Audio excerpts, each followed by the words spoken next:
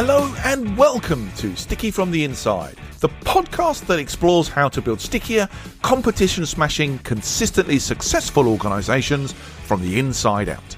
I'm your host, Andy Gorham, and I'm on a mission to help you turn the lights on behind the eyes of your people, light the fires within them, and help more of us lead successful, fulfilling work lives.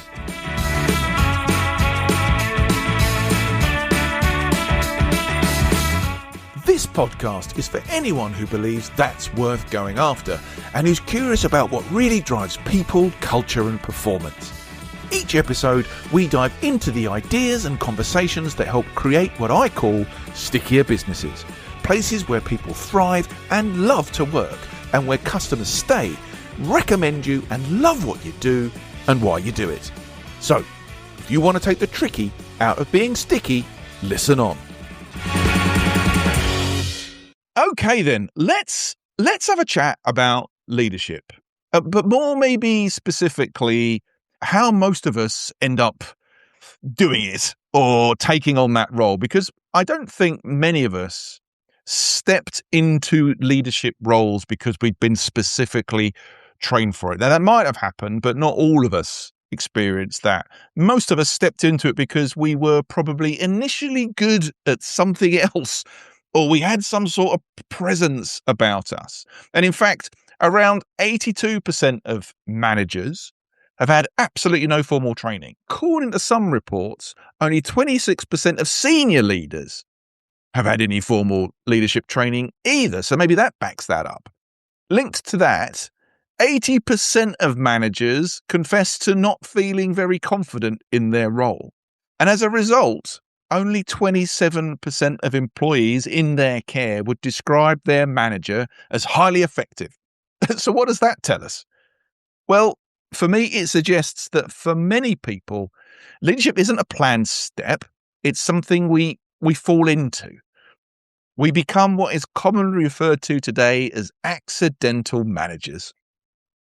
But what happens next is where I think this topic gets really, really interesting, because some people do stay stuck there, fighting, relying on instinct, firefighting, doing their very best, but never quite feeling in total control.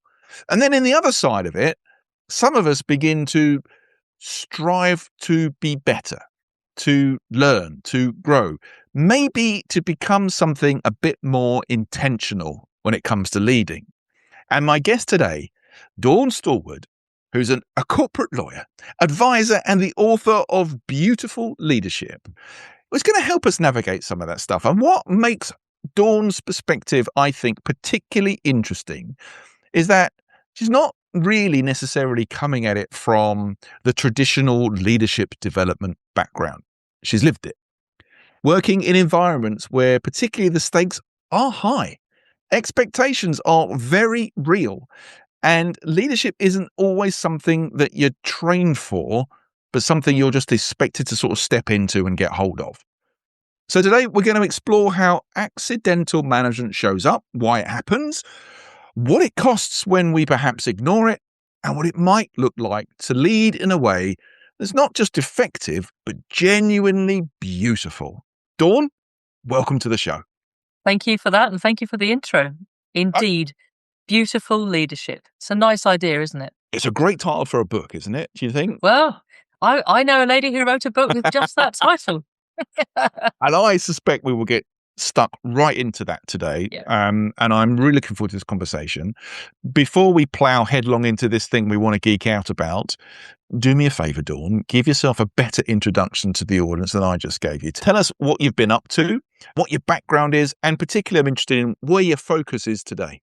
So let's start with age, because actually I think it's quite a good place to start. So 51, with that a bit of a half-time sense, hence the book, and moving more in towards the activities around beautiful leadership and the intentionality that comes with that.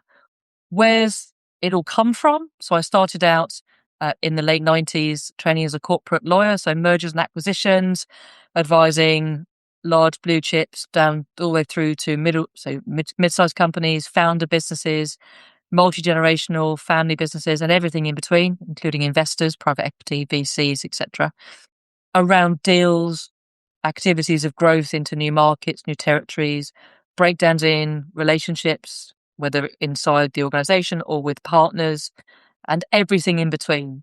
So those, that business as usual, crisis, deal, growth activity gave me a unique perspective into leaders and their management teams, because they essentially have been my client base. And so you best figure out how to work well with them. And so if someone said to me now, what's your speciality? It's, well, actually, my speciality is leaders, and specifically serving leaders. Nice. And leaders across geographies and across culture, and across a number of sectors as well. And all of that's given me the huge privilege of insight and being able to ultimately put some of that down onto a page, or 384 pages, into a book. And the other quirky thing about me, which is a little bit weird, is I'm a notary public. So I'm a member of the oldest branch of the legal profession as well. There's about 200,000 solicitors in the UK. There are 771 notaries. And the only audience a notary has if they're dealing with corporates are boards of directors. So again, it's given me a window into a room or a group of people that many of us don't get to have that access to. So I'm very grateful to my clients. Yeah, I mean, the notary thing I think is interesting, because when I lived and worked in the States, that is a job I heard a lot about. Everybody Yes. was notaries this and la la la la, and it's not something I hear a lot of in the UK. I am interested though in your work around accidental management, and particularly your book. And I first, I think, came across your work in a post on LinkedIn. I think you wrote a beautiful thing around the accidental manager piece, and I would recommend anybody listening to sort of look Dawn up on LinkedIn, and within the highlighted posts on Dawn's profile is this post.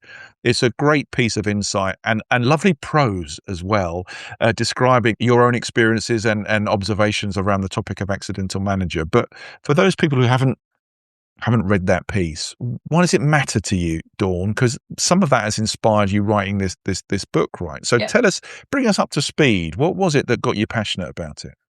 Well, I think the first thing that's pretty obvious is we are all most likely to be in that 86%. So we're most likely to be accidental managers. I know when I went through my legal career in the law firm environment, and I did the whole going up the ranks and made partner, etc. And like you say, you get good at something. So if you're a rainmaker or you're good at deals, etc., they go, oh, now it was time for you to have a team. And you go, yes, because your ego goes, oh, yes, please, I'll have some of that. And also because sometimes it's the only way that they will justify you to take the promotion is if you've got a team, if you've got people that you're empowering or supporting, regardless of whether or not you're actually good at it or not. There you are. You find yourself as this individual. And so the pressure's on, the stakes are even higher. You've raised your profile, you've got a higher salary, etc., etc. And now you feel like you have to earn it and own it and justify it. I certainly felt that way. And the pressure's on, and you realise actually you're ill-equipped. So it was really, for me, when I started into sort of having team members and sort of having wider responsibilities, I realised that I was lacking. And so I paid personally for private coaches. So I had private coaches from my mid-20s all the way through to now. And I don't think I'll ever not have some level of executive coaching or psychological support, because I think it's so important to what I do. And so that for me was the realization that, well, actually I'm an accidental manager. And then I fell upon literally the CMI report just after it got published in 2023. And it just hit me like a juggernaut, because it explained pretty much what I was seeing across the vast majority of the clients I've looked after all these years. Well-meaning individuals, incredibly passionate and purposed for what they're doing, but seemingly ill-equipped in role or lacking the space and time to be able to grow their competence other than in a way that's just firefighting. And that brings with it a huge amount of pressure and strain. And when you work closely with leaders and managers, as I've done, you start to see it show. Yeah. And it shows up in how they make decisions, how they are themselves as individuals. It might show up in their home life, in their health. And I think we need to be careful about the people we put into management roles, because we should care about them. And so that's at the heart of really why I think it's important, is that these people, for the most part, take the role because they feel they should, for all the right reasons, and they take one for the team, and then there's a risk that we let them down in terms of how we help them to grow and develop and sustain that role. So it's really about resilience. So we need to be careful and care about the people we put into management and leadership roles. Yeah, I mean, there's so many good things in there to sort of unpack. I think that first part about taking somebody who generally has been good at something, recognized for something, whether it's a particular skill or it's a character piece, whether in Covey's work, I guess we'd look at either character or competence, right? It's going to be one of those two things that gets you on the radar. But if someone is ill prepared and put into a team, managing a team dynamic, and they're not prepared for it, all of that great work, all of that great stuff can just dissipate. Self-confidence go, performance go, and you lose somebody who was tremendous or had great potential, and you've lost them. And then that's a very hard road back, right? It's a very hard road back. And even if someone who shows up into a management role in that moment that they are brought into a role, that moment they may be completely equipped. Yeah. Competence matches requirement, no problem. But it's not static. So leadership and management roles are not static. They are ever changing. Yeah. And then what are you doing to help that individual continue to keep pace with the agility and the adaptation that they need?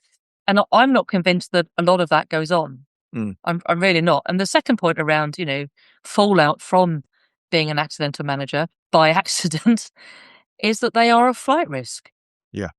Because if the pressure gets too much, it's not necessarily that they're going to say, excuse me, I've got a problem, I need some assistance, I need some support, because they might not feel able to do that. Yeah. So the easier option, or the option that they feel is available to them, might be, well, I'm actually just going to go stage left and exit and go somewhere else, hoping that the grass is greener on the other side, except the chances are they're also going to be moved into that role, into a management position or leadership position as well. So the problem goes with you.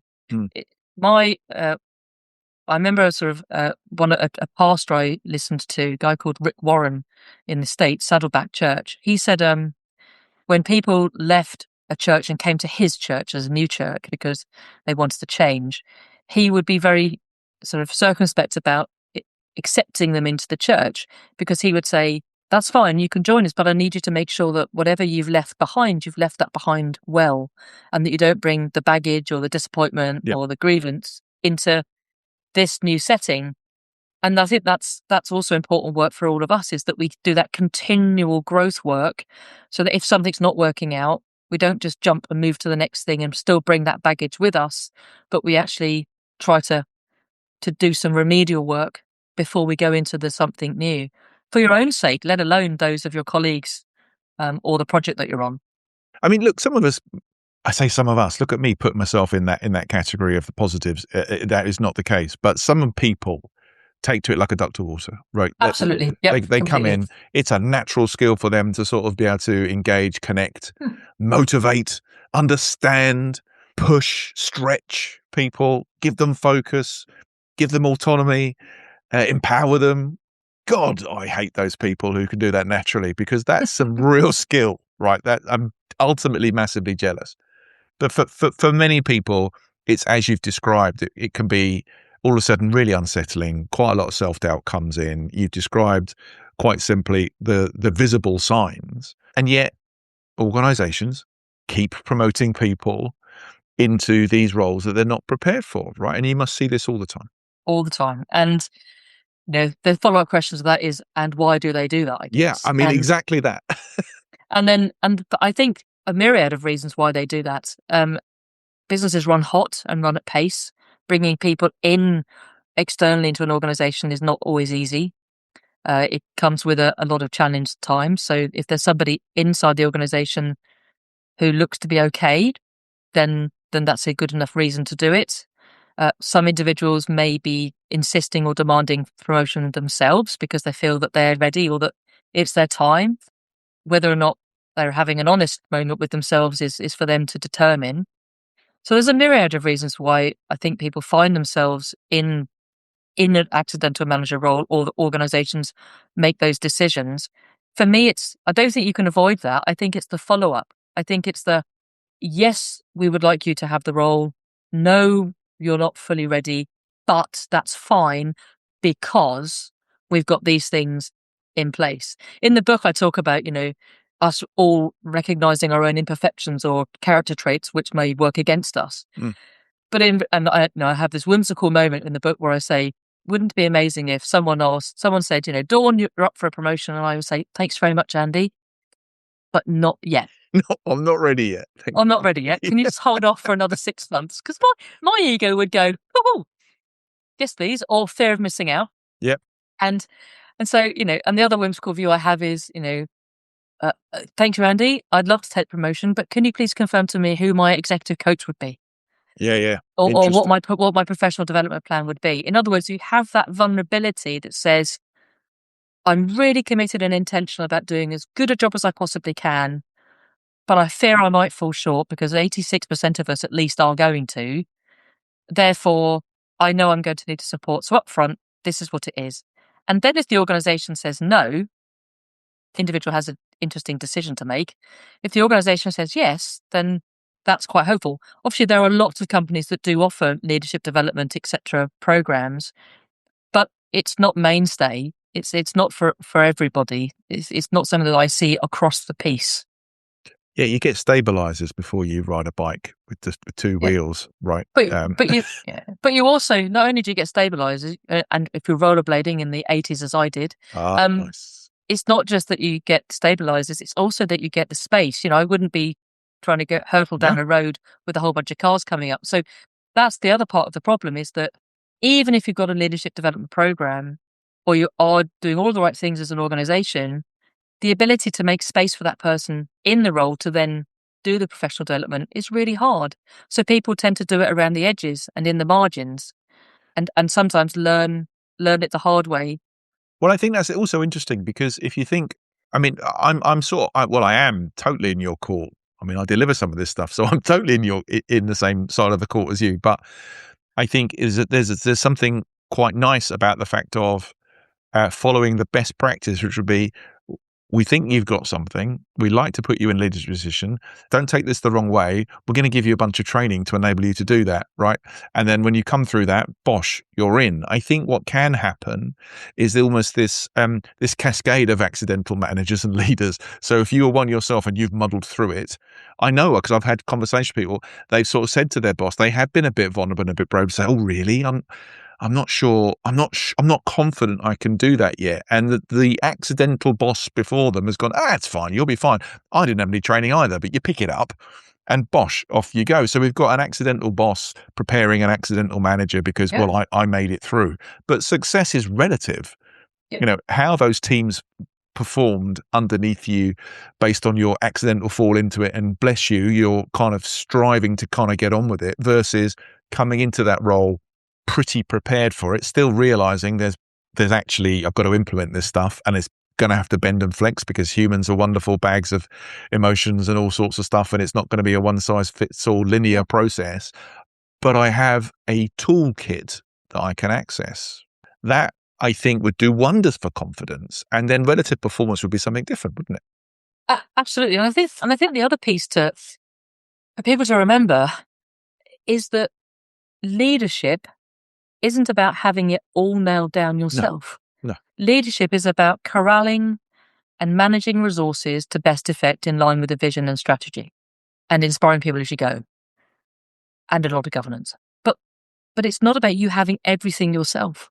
It's about saying, I can run a bit hot here and I can come across a little bit uncollaborative, but this person over here, oh my goodness, relationally, they're brilliant. Empathy, absolutely off the scale. Bring that individual alongside in the moments that your leadership requires that particular competence. So you can be an accidental manager, but be intentional.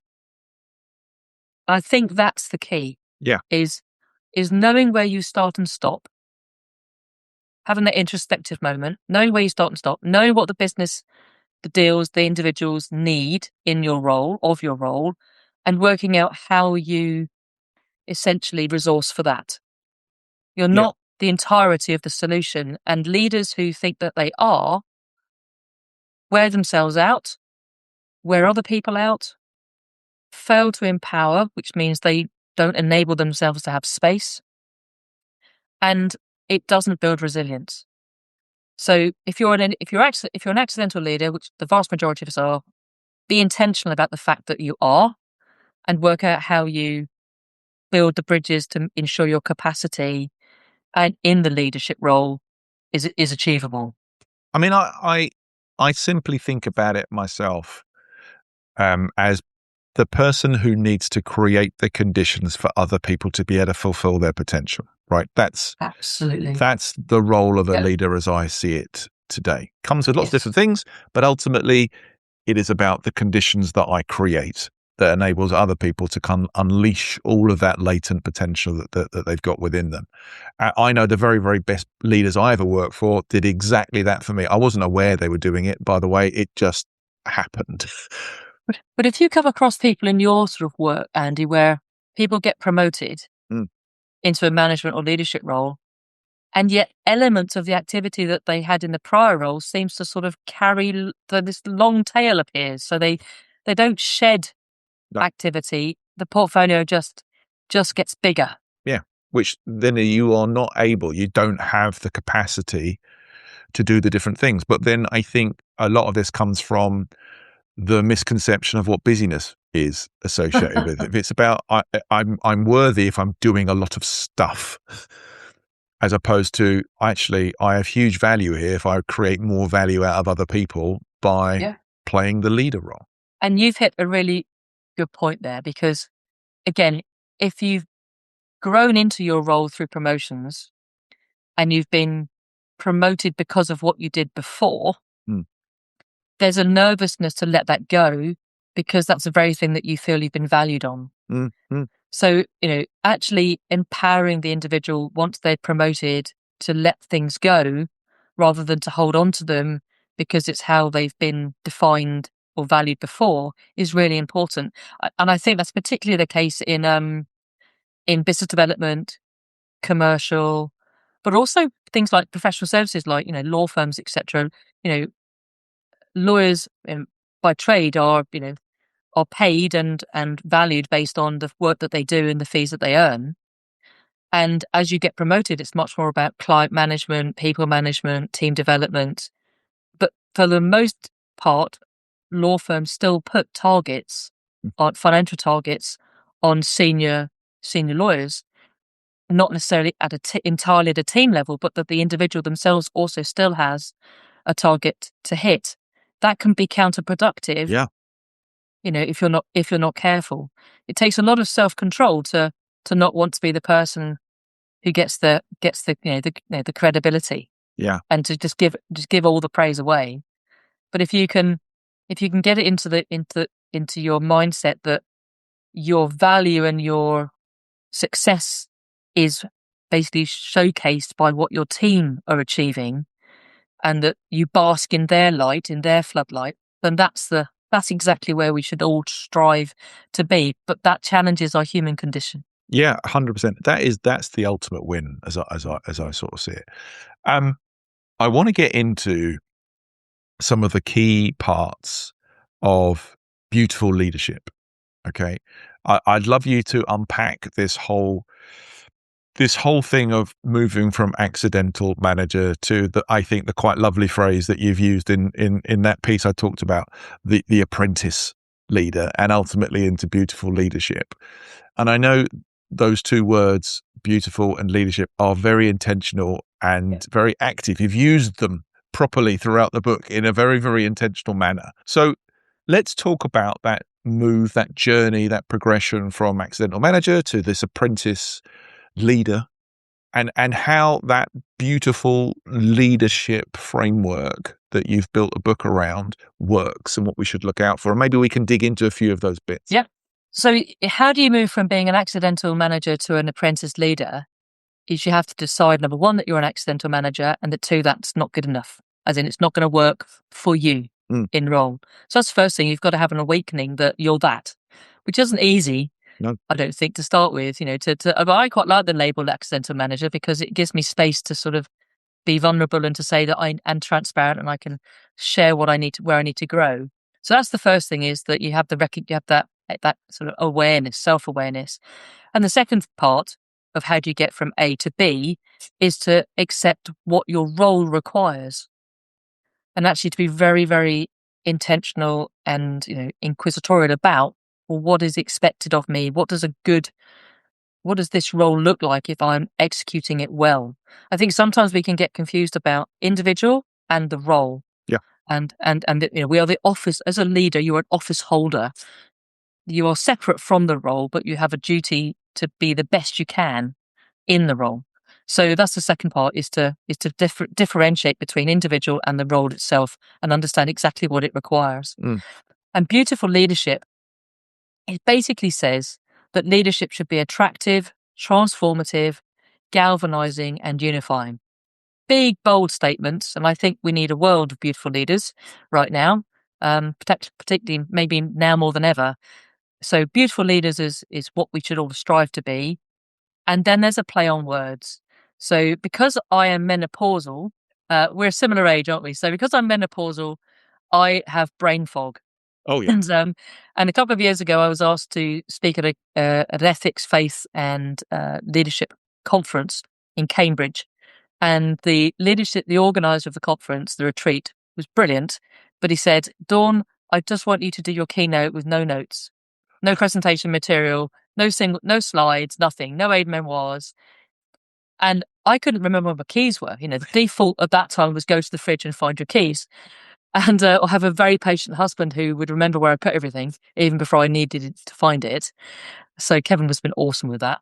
And so I spent the whole night, the night before the retreat in Cambridge, literally like tearing my hair out. I'm going to let everybody down, huge imposter syndrome. How am I going to talk about beautiful leaders? I was asked to speak on beautiful leadership. And could leadership be beautiful?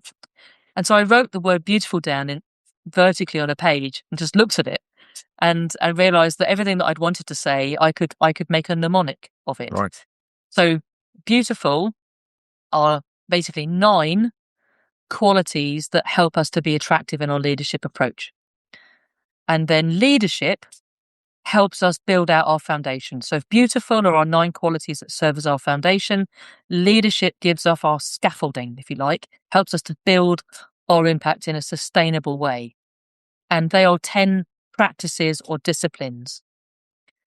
And that's essentially the framework itself. So to give you a bit of a spoiler, in the qualities, and some of this will relate, I think, to accidental manager. So B is for brave.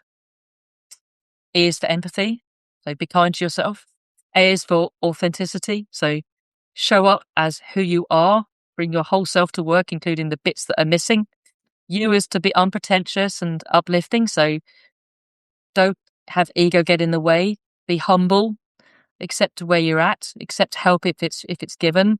And if you're asked to give help by someone, be uplifting. Sponsor that. U is for being uplifting and unpretentious. T is for transparency. So, hey, Andy, thanks very much, but I think I've got a few gaps. I is for imperfection. So understand your character traits and the things that are holding you back, or the things that you need to hone, accepting that leadership is a persistent journey. F is being faithful to role. So all of that stuff before makes sense if you just accept, I want to be good at the job. So if I'm faithful to role, then it's perfectly acceptable to ask for help and to accept my limitations and constraints. U is to unify, and L is to lead, to serve. So that's the qualities of an attractive leader. And then how do you build out your impact? Well, you listen to learn. You execute to earn respect. You practice adaptation, difficulty, because they are certain that they will come. And then you do something very fundamental. You practice empowerment, but most importantly, you empower yourself first before others. And then you practice resilience, space and setting boundaries, whether it's hold on, custodian, hold off, restraint, and hold out, waiting well. And then you practice improvement. So if you know what you find difficult or if you've got imperfections, we all have, or you know what's difficult, you know what to improve. And then you round up the whole framework with P is for practice with purpose. And so it is literally as simple as that. And I think that's that's the joy of it, is that within each of that, we can do a little bit of an audit and we can say, where am I, hot, not hot? Where have I got a problem? Where am I needing some additional support? And it gives you a very personalized framework from which you can build. And I wrote it because I wrote it as a response to caring about the people I've served all these years and just seeing the potential in them that often isn't reached and the pain that they sometimes go through in the role, when most of that can be avoided with intention. Yeah, I think this is what's hearing the words associated with the beautiful leadership to me was quite a satisfying moment, Dawn, because there will be people listening to this or people that will read the LinkedIn posts associated with this episode and they'll see the words beautiful leadership and I can hear people cocking snooks at particular words like, well, beautiful this, and it's a bit much, it's a bit intentional. I'm a big fan of the word love, but people get really annoyed and fed up with me about using that word in a work sense. But I think what's really lovely about what you've done is that when you use those mnemonics and you look at the words that you've kind of laid out there, that to me matches up, and I am biased because I think this is very much in my DNA. If I look at the challenges that lots of workforces face today, with shifting generations, very tough economic climate, lots of push for results, people opting out of management because there's nothing in it for me. You want me to work longer, harder with people who don't want to do anything, and you're not really paying me for that. I have a home that I'd like to balance my time in. Thank you very much.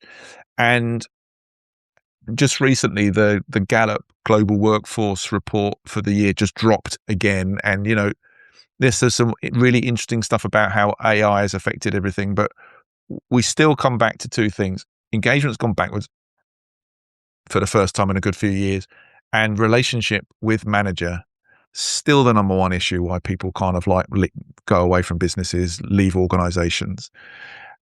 And yet when I pick apart those words behind beautiful leadership, I can't argue. I can't argue with any of them in terms of if I look back to the people who I would run through brick walls for, these things were a constant. And I think the constant bit for me was really, really important because I also had leaders who would show a number of these traits, the qualities, the scaffolding elements, would show a number of these things at times, but not always consistently. Yeah. And I think that's an interesting point because it's one of the reasons why I chose in leadership, I chose D to be difficulty. Yeah. Because it was very nearly discernment. Okay. And I chose it to be difficulty because on our best days, we can be much closer to the notion of being beautiful in our leadership. Now we know what those two words mean. Mm. On our worst days, on our days of high stress, strain, pressure, uncertainty, it's where you get the chinks, it's where you get the cracks. And so I think it's really important to practice difficulty because if you can practice it in the same way as a simulator helps pilots practice, if you can practice it, then it means that even then, your resilience in your style of leadership remains in place. Because you're right, when you've got a volatility in terms of a leader, you just don't know where you are half the time. But the chances are the leader may not be aware that they've actually changed. They're just responding in a moment of urgency or strain or just a heavy load where something falls apart for them. I know for myself, I'm a highly empathetic person. But if I'm operating at pace in a deal, I can be a bit painful to be around. And I can get very, very structured in a transaction and very literal to timelines, etc., which can frustrate people who really didn't think of a deadline as a deadline. They thought of it as a stretch target. So I know myself where I fall down in moments of difficulty or challenge. And then there's constant work around trying to show up better, or at least, knowing when it's coming so that I can sort of apologize in advance. It's a little bit like premenstrual tension. You know, you're going to have it every month, and there might be a day or two where you're a little bit more difficult to be around because of everything that's going on hormonally, and yet you still can't catch it quickly enough to be able to say, I'm about to have a problem, and I'm about to not be very agreeable. It's trying to get ahead of it, really. So knowing what you find difficult and where your resilience starts to be a bit shaky helps you with that consistency. Yeah, I mean, I am no exemplar myself, by the way, because I could look down at all of these words and feel very, very warm and golden about them. But I absolutely know, and there are plenty of people that would bear testimony that I could be great at some of these things sometimes, and then you'd think I'd never even heard of those qualities in other cases. And you're on a continuum, aren't you? Yeah. So I've worked with some CEOs who've been CEOs of businesses for 20 years, and the combination of the elements of the framework that they've needed, more or less of, has changed throughout that time. As the organization's changed, grown, contracted, responded to growth or a challenge, so too does your leadership response need to change as well. So it's nothing static in this. Yeah. And that's the whole point around the framework is it's personal to you. It's a base from which you can work up your leadership competence. So, and the piece around all of it is that we remain an apprentice leader. Yeah, because what I wanted to ask you was when you wrote this book, and each chapter, I guess, covers one of the letters, right? And you walk through that. I have a couple of questions. What was the hope behind writing the book? What were you looking for to sort of happen as a result? And it feels like a bit of a daft question, but when you look at the list of words, which are the ones that speak to you the most as potentially perhaps more important? Are there any gradations of important here, or are they all as important as each other? So let's take the second question first, if that's all right. Like a typical Laura, I'm just gonna do it in a different order. I think each letter has the capacity to have equal weighting. Yeah. But within that, I think there are some anchoring practices and qualities that really are at the heart of leadership. Mm. So faithfulness to role is an empowering quality, because it means that you get yourself out of your own way. Nice. You have to disassociate yourself from the role if you're going to be faithful to the role. I think that's really fundamental in leadership, particularly when you get into the upper echelons of C-suite, where it can be quite political, etc. You have to get any self-interest out of the way. You do that by being faithful to the role. So that one's absolutely key, I think. And the other one, I think, is empowering yourself and others as a quality. It's absolutely essential to make sure you put the oxygen mask on first as a leader. And empowering yourself enables pretty much every other element of the framework, really, because it will empower you to accept the need to be transparent, the need to improve, the need to be brave. So empowering yourself is really important. I think that can get missed sometimes. So those two, I think, are anchoring as an anchoring quality and an anchoring practice. Yeah. In terms of the hope for the book, I have a genuine heart for people in leadership roles. It's been the space I've lived in for the last 30 years. I have a very strong maternal instinct towards them, care deeply. And yet there are loads and loads and loads of people in those roles who I'm never going to meet. So the hope was to write it down so that it could have a broader reach and to provide an alternative to some of the, very credible but quite lofty leadership theories and treatises that are out there. I'm not an academic. As you said, I'm not in organizational development. I'm not a culture specialist. So I wanted to create something that was really very personal, very practical, that people could own on an individual level, and to know that I'm there cheerleading for them. Selfless. That's a nice thing to have in there. And I think it's always interesting when you listen to people's inspirations behind writing. I'm in huge awe of anybody who has gone through the personal pain and Definitely pain. dedication to write a book. I'm in absolute awe of it. I would love to think one day, listening to all the people I get to talk to and being able to share their thoughts and the ones that I have on these topics that we talk about in this podcast. But the whole idea of it scares the life out of me. So anybody that's actually committed to it and brought something forward, and for the sort of reasons that you have, I'm in absolute awe of.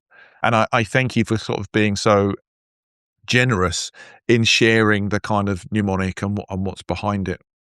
We may have already answered this sort of question previously in this conversation, Dawn, but if we think you and I are on the same page about recognizing accidental managers, understanding how it happens, understanding what it looks like, the challenges that it presents, and you have offered up a framework to help guide and maybe even offer a solution to where people can find their style, find their leadership character, and blend it with that competence that we're first sort of seen for. What do we need to do? What should organizations, do you think, be focusing on to do different to avoid the number of unprepared accidental managers that are born in organizations and maybe burn very brightly for a short period of time, but snuff out far too quickly? So I think it's about psychological safety. I've been thinking about this recently. I've got a retreat conference next week in Cambridge where this book actually sort of was birthed a couple of years ago.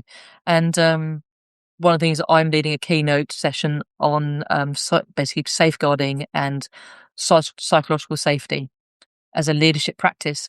And if you have got an environment which is psychologically safe and encourages and fosters vulnerability, transparency, and authenticity, and recognizes that all of us have got gaps and celebrates that rather than into a position of hiding it or masking it, then I think that's a very good place to start. So I think it's culture. Yeah. I think if you've got an organization that promotes from within or promotes externally, but then doesn't follow it up with the support that is needed to help that person really reach for the stars and get there without burning out, then they've got a problem. If you've got someone who is doing that meaningfully, and you can only do it if there's transparency, then I think that there's huge potential for those individuals.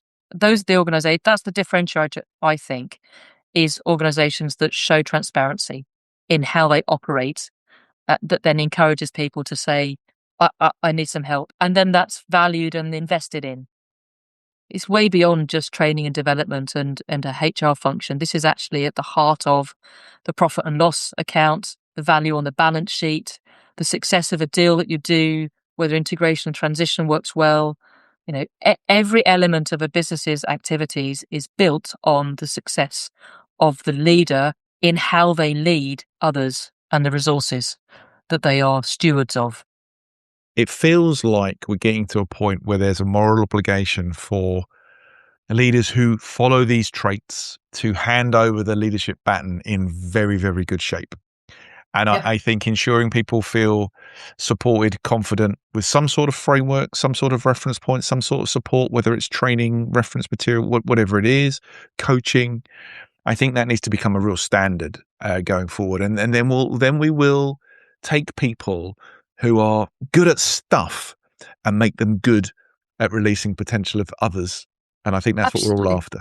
after. And one good place to look at, I think, as an exemplar is the operating theatre. Yeah, talk to us. So in the book, in P is for Practice and Purpose, I relay a conversation that I had with a fantastic client of mine who's a oncological ENT trauma surgeon. He basically saves lives, particularly of young people who have got cancer in the worst of places in their nose, etc., brain. Amazing. He's an absolutely incredible guy. And he talks about apprentice, journeyman, and master, and how intentional they are when they are growing consultants and consultant surgeons. that at any moment in time, if he's in a surgery, he may get called to another operating theatre. And so it's his responsibility to make sure that there are one or two other consultants or fellows or registrars to be able to take over at a moment's notice with exactly the same level of competence as he has, so he can be released to go and do the next thing that he needs to do that's even more critical. And when you think about it in leadership terms, in a boardroom, I wonder whether the C-suite are looking at it in the same way. If you've got a CEO or a COO, etc., and they are in that mastery place, have they got journeymen and women? Have they got apprentices? Is it intentional? And it was really compelling when I had that conversation. It's in the book, in the chapter of Peers for Practice and Purpose. And if people get hold of the copy of the book, that's a really good place to read, because it does two things. It says we should all have in our sights apprentices and journeymen and women for our roles that we're holding, but we also should always accept that we never quite ever really reach true mastery, and that there'll be elements of our activity, because it's on a continuum, where we will be an apprentice. So AI is a really good example. I feel like an absolute apprentice in relation to AI, whereas I got mastery maybe in other areas in my sort of activity. Yeah. So it's recognizing where you are in each of your functions or activities, because you cannot be a master in everything all of the time unless your role never changes and nothing around you never changes, which obviously isn't the case. Not in this VUCA world as it's described. Oh, not in this VUCA world. Not at all. Okay, Dawn, we've come to this part of the show that I like to call sticky notes. And what I'm looking for, my friend, is for you to leave the audience with your 3 biggest pearls of wisdom, summing up all the things that we've kind of talked about, and leaving them with some advice for how to lead beautifully that we could fit on 3 little sticky notes that we could place around our screen. So what would your 3 sticky notes be, my friend? Sticky note 1 would be kind to yourself. And that's reflecting the fact that leadership is a journey, and we do not have everything we need at any given time. So you'd best realize that and just be kind. So be kind to yourself would be number 1. Number 2, embrace the apprentice leader in you, because I think it keeps us constantly reminded that we are all in need of improvement somewhere. And number 3 would be get your brave on, which is something that my friend Janet often says to me, get your brave on. And what she means by that is sometimes we just have to have the courage to take that next step, even if it's to ask for help or to move into another role or to say not yet. You have to be brave. Yeah, so those would be the 3. Lovely. What a great way to sum up this episode. Dawn, I have loved this conversation. It's nowhere near long enough for us to get into a lot of the things I and passions I know we share. But if people would like to find out a bit more about you, get hold of the book, where can they go, mate? What's the best place to track you down? You can always track me down on LinkedIn. If you do track me down on LinkedIn, and if you send me a message, make sure you tell me why you want to connect, just because I'm discerning around the connections that I make. I'm not collecting loads of people. I'm trying to make the right sort of connections in a 2-way, that's mutually beneficial. So that's one thing you can do. The other 2 ways you can do it, of course, is to get hold of the book. So you can get hold of the book in 2 ways. If you're listening or viewing and you're based here in the UK, you can do that through thebeautifulleader.com. And if you do that, all of the resources, the checklists, etc., that are in the book, you can sign up for it, and they are available for free on the website as an extra resource. And I can also then send you a copy of the book signed and inscribed for you personally. If you're international, then head to amazon.com, and it's available in Kindle, softback, and hardback. Beautiful. Beautiful indeed. Oh, just like integrity, it's going to become an overused word. I don't know. I'm quite happy using beautiful too much. That's my hope. There you are. That beautiful becomes an overused word in leadership. That would be great. Let's hope for that. Dawn, thank you so much for coming on. It's been an absolute joy. My absolute pleasure. I've really enjoyed it. Thank you, Andy. Okay, you take care. You too. Okay, everyone, well, that was Dawn Stallwood. And if you'd like to find out a bit more about her or any of the topics that we've talked about in today's show, please check out the show notes. So, that concludes today's episode. I hope you've enjoyed it, found it interesting, and heard something maybe that will help you become a stickier, more successful business from the inside going forwards. If you have, please like, comment and subscribe. It really helps. I'm Andy Gorham, and you've been listening to the Sticky from the Inside podcast. Until next time, thanks for listening.